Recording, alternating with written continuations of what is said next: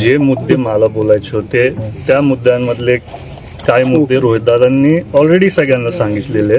मला जे मुद्दे होते ते बोलायचे होते ते नंतर परत जेव्हा कळालं की माझी पत्रकार परिषद होणार आहे परत रोहितदादांची झाली, त्याच्यात ते परत कव्हरअप झाले.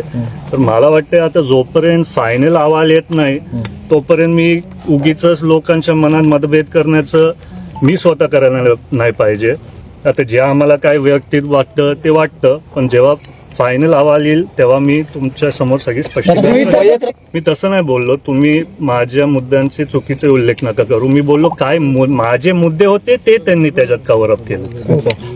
पण मला पण वाटतं की कुठेतरी तुम्हाला माहिती, मी एका काळात तो व्हिडिओ टाकला जिथं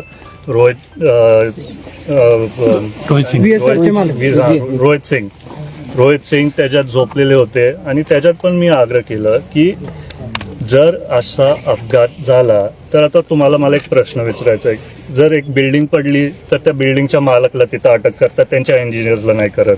एका रेस्टॉरंटला आग लागली तर रेस्टॉरंटच्या मालकांना अटक करतात.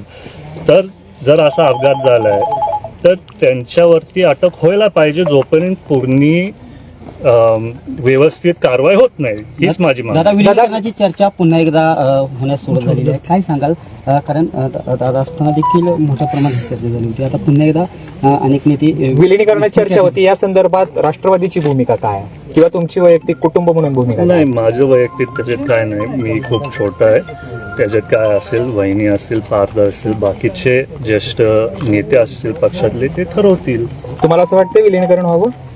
मला वाटतंय की आम्ही कुटुंब म्हणून सर्वच एकत्र राहावं. कारण तुम्हाला माहिती आहे जेव्हा दादा आपल्याला सोडून गेले पूर्ण पवार कुटुंब एकत्रित होतं. आजही आम्ही एकत्र, आम्ही एकमेकांशी बोलतो.